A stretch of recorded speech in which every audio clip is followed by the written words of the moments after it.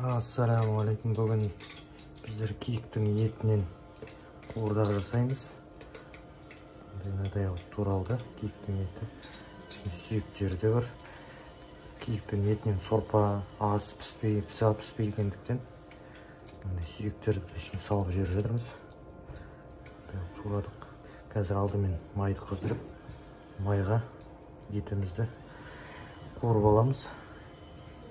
Сосын кейін кішкене қуырылғаннан кейін бұқтырып үстіне пияз салатын боламыз. Оған дейін картошкамызды ашимыз. Кішкене қуырдағымызды бұқтырғаннан кейін ішіне пияз, тұз, паприка, қызыл сладкий, кішкене бұрыш салдық.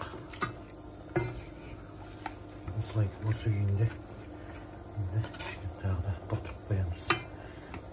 Бір жарты сағаттай тұрады. Қайта аша берсек, қуырдағымыз тез піседі. Жарты сағаттан кейін картошканы саласыздар. Кейін қайтып бұқтырып қоясыздар жарты сағатқа.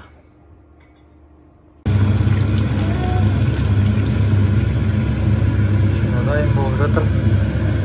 Қақпағын кішкене ашып қоямыз. Ішіне кішкене суы азайсын деп.